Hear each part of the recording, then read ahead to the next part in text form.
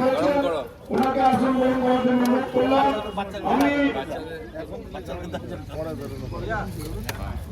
আমি অনুরোধ করব আমাদের এই ওয়ার্ডের শক্তিকেন্দ্র নানা পেরিয়ে সম্মান প্রদর্শন করেন।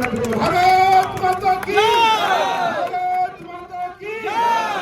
এবং আরেকটি আমাদের শক্তিকেন্দ্র তৈরি করেছেন সুমন ভাই। সুমন ভাইকে বলবো নানা পেরিয়ে সম্মান দাঁড়িয়ে পড়ুন।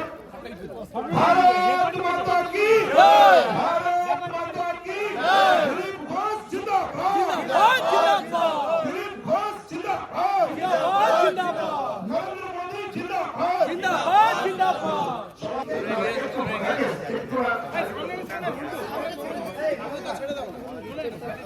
একটু খালি করে দিন, একটু সামনে দিকটা খালি করে দিন। আমাদের ভরতপুরের মানুষ যিনি কেবলমাত্র জন্য উপস্থিত হননি, যিনি সারা বছর তার যে আরে ওরা গানা বাদ দিলে ভাই ভাই ওরা মাই বাদ দিলে যিনি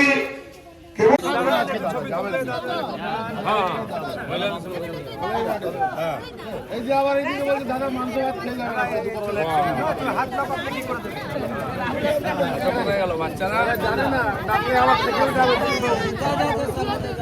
ও তিন এই রে তুই নিজে বড় ছোট এ ভাই তৃণমূলের বিধায়ককে হুঁশিয়ারি এগুলো মাথায় দিতেই হবে। देखो टीएमसी जरा एमएलए मंत्री टीएमसी में जो मिनिस्टर है जो एमएलए हैं इतना काटमानी खाए हैं कि आदत पड़ गया है, चर्बी हो गया है। इतना सुविधा मिला है तो अब जब छूट जाएगा ना तो नाराज तो होना ही है। 74 एमएलए का टिकट काटा है, सब नाराज है। आधे लोग बीजेपी से कांटेक्ट कर रहे हैं टिकट के लिए। पिछले बार हमने गलती की थी, हारे लोगों को दिया हुआ, तो उसका भी नतीजा भुगतना पड़ा। अभी तो बीजेपी किसी को एंट्री नहीं दे रही है। लगातार वेस्ट बंगाल पे आईपीएस आईएएस डीआईजी चेंज हुआ है। ममता बनर्जी इलेक्शन नहीं, चुनाव कमीशन जब हाथ में ले लेता है एडमिनिस्ट्रेशन, फ्री फेयर इलेक्शन के लिए जो जरूरी काम करते हैं, चुनाव ट्रांसफर भी होता है। लेकिन बंगाल के ज्यादातर पुलिस ऑफिसर जो टीएमसी के वफादार है, संविधान के वफादार, देश का वफादार नहीं है, इन्हीं के देखरेख में हर चुनाव में हिंसा होता है। जो पिछले रिकॉर्ड देख करके सबको ट्रांसफर किया जा रहा है, खाली यहाँ नहीं दूसरे प्रदेश में भेजा जा रहा है।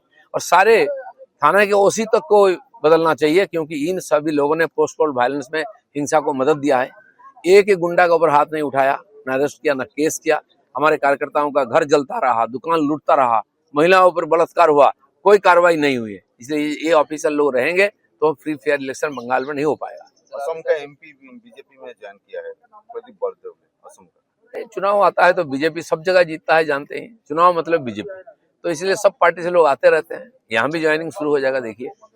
चलो 15 आईपीएस ऑफिसर्स को बाहर बदली किया हो गया है, एक ही बात बार बार आपके खिलाफ एफआईआर क्या टीएमसी हमसे लड़ नहीं पाती है, इसलिए चुनाव कमीशन में बार बार जाती है। जाने दो, वही करना। जो चुनाव कमीशन को गाली देते हैं, गो बैक बोलते हैं, काला झंडा दिखाते हैं, उनके पैर पकड़ते हैं जाके दिलीप घोष से लड़ने के लिए। हिम्मत है तो सामने आओ। आईपैक ईडी मामले पर सुप्रीम कोर्ट से समय मांगे है कपिल सिब्बल। आईपैक का मामला, कपिल सिब्बल तो करोड़ों रुपया इनसे लेते हैं, लेकिन जिस प्रकार से उन्होंने आईपैक जिस प्रकार कंप्लेन था उसका कार्रवाई किया है, कोर्ट चल रहा है, चलने दीजिए, उससे कुछ होने वाला है। 182 सीट पर यहाँ पे कौन? हुमायूं कबीर उनको 2 सीट पे लड़ डिक्लेयर करने तो 10 सीट में लड़े, क्या है। कुणाल घोष बोल रहे हैं कि कमीशन लोगों की पोस्ट चेंज कर सकते हैं, लेकिन जनता को नहीं चेंज कर सकते। ममता बनर्जी जीतेंगे। वो तो देखा जाएगा, कब तक लोगों को सांत्वना दोगे। इतनी टेंशन में दीदी क्यों है, क्या क्या बक रही है, देखो ना, अभी तो शुरू हुआ है खेल। दादा बहुत सारे TMC MLA MP minister ticket नहीं मिला है, इतना चोरी किया है, इतना बदनाम है। ममता बनर्जी जान गए इनको देंगे तो एक भी नहीं जीतेंगे। 74 लोगों को चेंज किया है, और भी होने वाला है। देखिए बहुत बुरा हाल होने वाला है। बीजेपी का जो इमेज है, बीजेपी का जो एडमिनिस्ट्रेशन चलाने का जो अनुभव है, पूरा देश में हम 20 राज्यों में कर रहे हैं, उसके लिए लोग बीजेपी को चुनेंगे। देख लिया टीएमसी को, अब टेस्टेड हो गया, अब रिजेक्टेड हो जाएगा। जैसा सीपीएम कांग्रेस का हाल हुआ, उससे बदतर हाल होगा टीएमसी का।